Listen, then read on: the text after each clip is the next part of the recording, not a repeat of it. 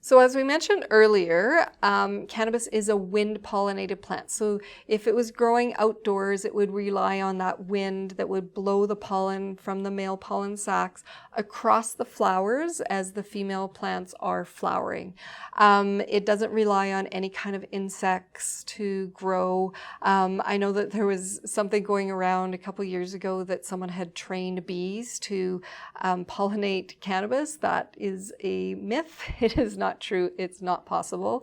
If bees have nothing else to go to except a cannabis plant, they might kind of go and check it out, but really there's nothing really of interest there for a bee. So it does rely on that wind.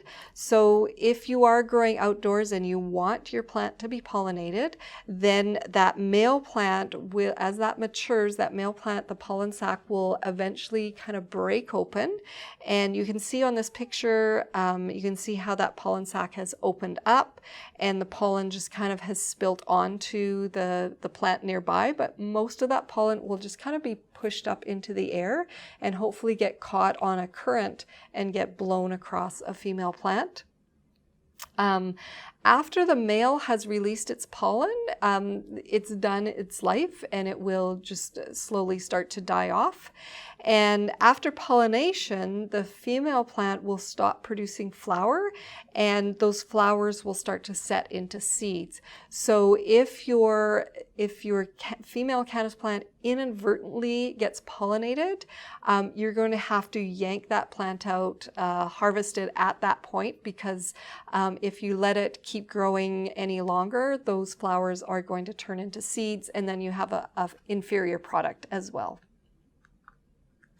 So a little bit about growing conditions. There's lots of really good books and really great courses out there on how to grow cannabis. So these are just really general things to look for.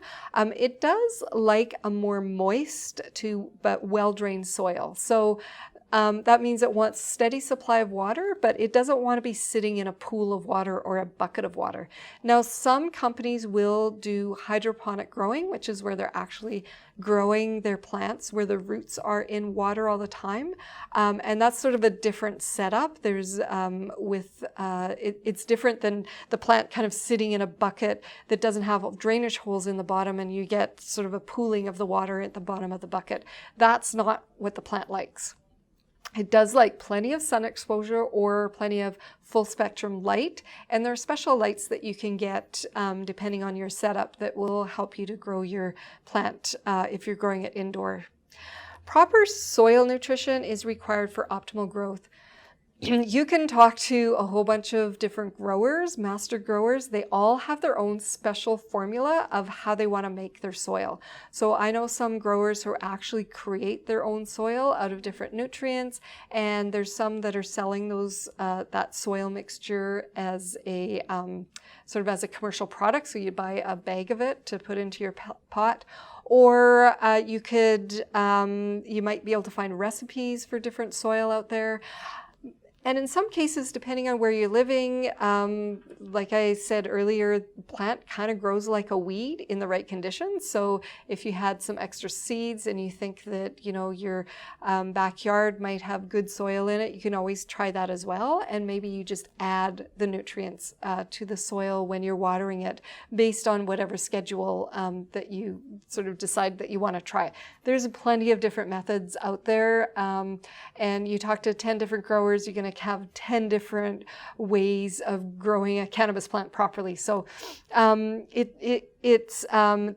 lots of room for creativity in the growing process. If your cannabis is either too hot or too cold, it's going to slow down growth.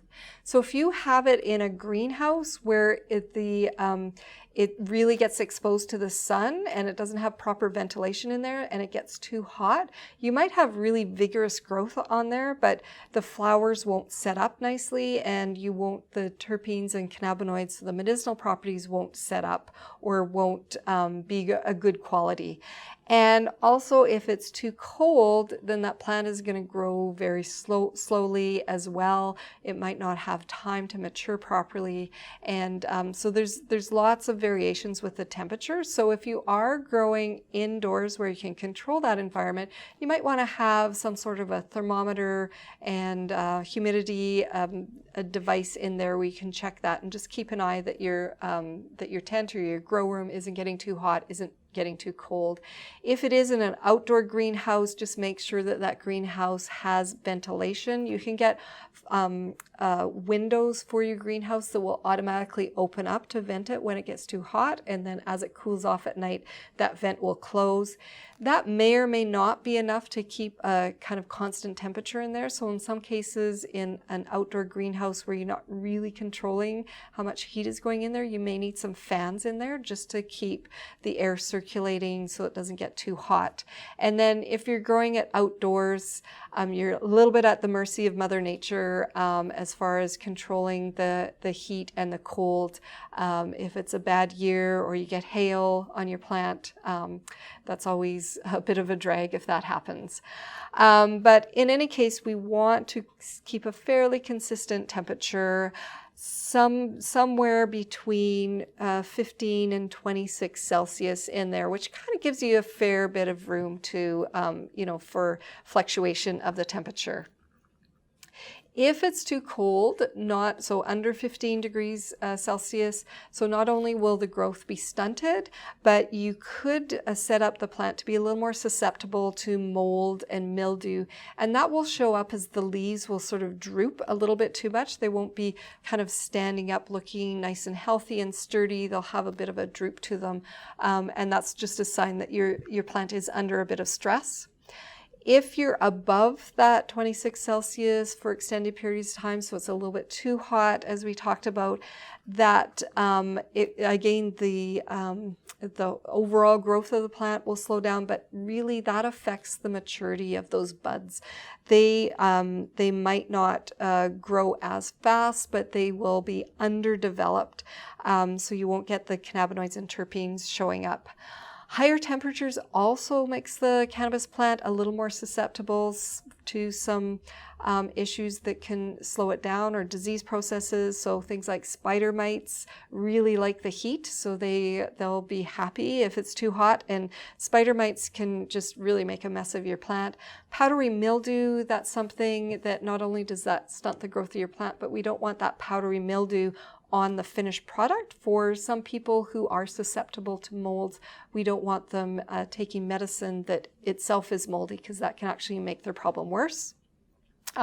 Root rot, that's just where the roots are not nice and healthy, and as they start to rot, then you can't get the nutrients out of the soil into the rest of the plant, and so the whole plant eventually will die off. And then wilting, everyone has seen that in a plant that gets too hot. It just kind of sort of wilts down. That can happen if it gets too hot for too long a time, and if it doesn't have enough moisture in there. So those are just a few ideas of some of the growing conditions that you might want to look at, but really recommend that you sort of consult some books and look at what your growing setup is going to be. Are you going to grow indoors or outdoors? And that will determine when you need to start your seedlings or get a clone to get them started. So those are just a few ideas to help you to be aware of as you're growing your plant.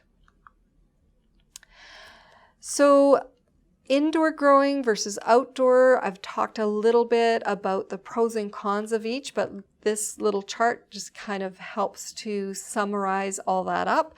The red is a bit of a con, or maybe not as desirable. The green is a little bit more desirable. So of course, indoor growing, we have full control over the growing conditions, the temperature, and the light. And outdoor, we're more susceptible to weather. So in the environment, some years are better than others.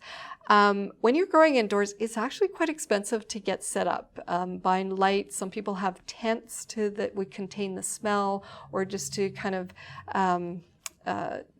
just wall off that condition. So you can, if you don't want to have to control the temperature and humidity in a whole room, you can grow it in a tent indoors. And that way you have much more control over a smaller environment. But that is expensive to get set up. When you're outdoors, really simple equipment is required, just like growing a garden, growing some tomatoes or something. Indoors, of course, electricity requires light, heat, and humidity. And of course, when we're outside, we don't need any electricity, but we are at the mercy of the sun and the clouds. Growing indoors, limited spectrum of light. We've got a lot better products, light products on the market now.